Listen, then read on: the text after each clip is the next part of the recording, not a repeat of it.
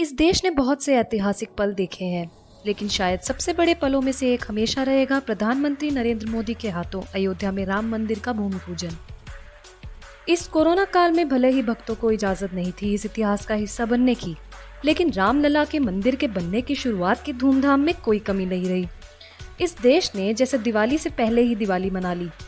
आज हम आपको इस मंदिर विवाद से जुड़ी कुछ ऐसी बातें बताना चाहते हैं जिन्हें जानकर आपको ये एहसास होगा कि ये फैसला क्यों भारत के इतिहास के सबसे मुश्किल नतीजों में से एक है। पर उससे पहले आप हमारे चैनल को सब्सक्राइब जरूर कीजिए और बेल आइकन भी दबा दीजिए हमारी नई वीडियोस की नोटिफिकेशन के लिए।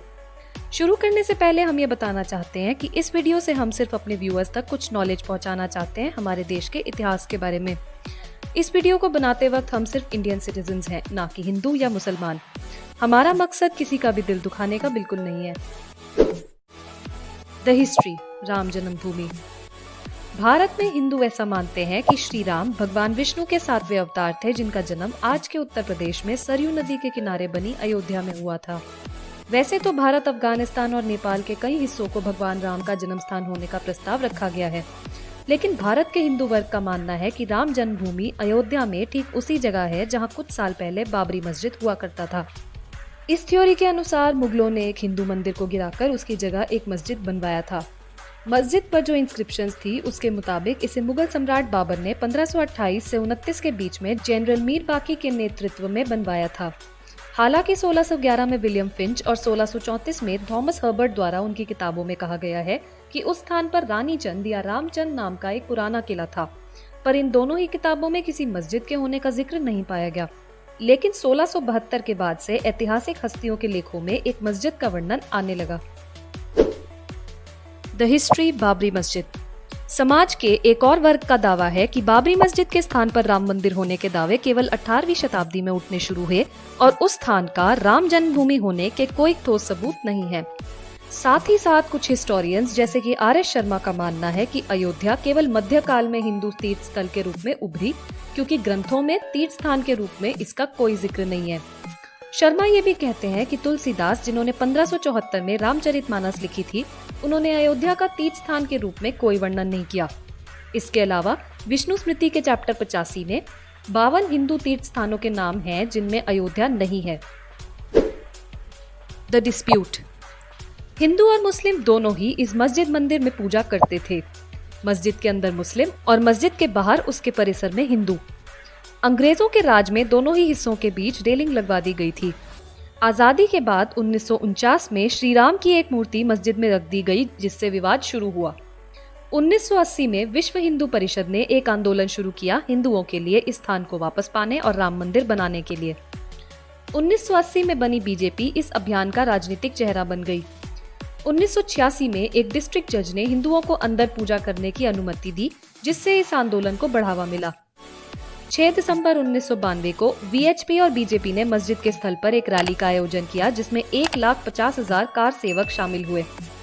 हालांकि सरकार की तरफ से यह कमिटमेंट दी गई थी कि मस्जिद को किसी भी तरह का नुकसान नहीं पहुंचाया जाएगा, लेकिन उस भीड़ ने आक्रामक होकर मस्जिद पर हमला कर दिया और कुछ ही घंटों में मस्जिद को ध्वस्त कर दिया।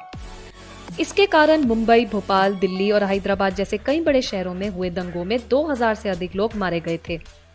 इसके बाद अयोध्या के इस स्थान को लेकर हिंदू मुस्लिम दंगे जैसे कभी थमे ही नहीं। The decision. मस्जिद के गिर जाने के बाद इलाहाबाद हाई कोर्ट में यह मामला दर्ज किया गया था, जिसका फैसला 30 सितंबर 2010 को सुनाया गया। फैसले के मुताबिक पूरी जमीन के 3 हिस्से किए जाने थे, एक राम मंदिर के लिए, दूसरा सुन्नी वाकफ बोर्ड के लिए और तीसरा निर्मोही अखाड़े को जाता। इसके बाद इस मामले में एक महत्वपूर्ण विकास हुआ 2019 में, जब अगस्त 2019 से अक्टूबर 2019 तक लगातार चर्चा के बाद 9 नवंबर 2019 को सुप्रीम कोर्ट का अंतिम फैसला आया। चीफ जस्टिस रंजन गोगोई ने अपना फैसला सुनाते हुए कहा कि टैक्स रिकॉर्ड्स के आधार पर पिछले फैसले को खारिज किया जाता है और ये पूरी जमीन हिंदू मंदिर बनाने के लिए एक ट्रस्ट को दे दी जाएगी। साथ ही साथ सरकार की तरफ से सुन्नी वाकफ बोर्ड को किसी वैकल्पिक स्थान पर 5 एकड़ जमीन दी जाएगी मस्जिद बनाने के लिए। 5 फरवरी 2020 को भारत सरकार ने ये जनहित में जारी किया कि राम मंदिर बनाने के लिए श्री राम जन्मभूमि तीर्थ क्षेत्र ट्रस्ट बनाया गया है। The foundation. राम मंदिर के ओरिजिनल डिजाइन का एक मॉडल 2019 के प्रयाग कुंभ मेले के दौरान प्रदर्शित किया गया था। हालांकि कुछ बदलावों के बाद एक नया डिजाइन 2020 में सोमपुरा परिवार द्वारा पेश किया गया। बताया जा रहा है कि यह मंदिर 235 फुट चौड़ा, 360 फुट लंबा और 161 फुट ऊंचा होगा। मंदिर परिसर में एक प्रार्थना कक्ष, राम कथा कुंज, वैदिक पाठशाला, संत निवास, यात्री निवास और एक म्यूजियम भी होगा। इसी के साथ ये माना जा रहा है कि पूरा होने के बाद ये मंदिर दुनिया का तीसरा सबसे बड़ा हिंदू मंदिर होगा। मार्च 2020 में निर्माण कार्य शुरू होने के बाद खुदाई के दौरान एक शिवलिंग, कुछ स्तंभ और टूटी हुई मूर्तियां मिली।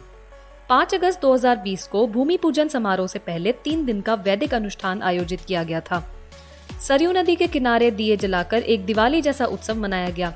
भूमि पूजन का मुख्य आकर्षण था पीएम नरेंद्र मोदी द्वारा नींव पत्थर के रूप में 40 किलो चांदी की ईंट की स्थापना। उससे पहले मोदी जी ने मंदिर के दर्शन किए और मूर्ति के आगे दंडवत प्रणाम भी किया। इसके अलावा उन्होंने हनुमानगढ़ी मंदिर के प्रांगण में पारिजात का पौधा भी लगाया, जिसे हिंदू मान्यता के अनुसार बहुत पवित्र माना जाता है। भूमि पूजन के लिए देश के कई धार्मिक स्थानों और नदियों से मिट्टी और जल मंगवाया गया था। कार्यक्रम में सभी धर्मों के साधु संतों को आमंत्रित किया गया था, लेकिन कोविड-19 के खतरे के कारण अतिथियों की कुल संख्या 175 तक ही सीमित थी।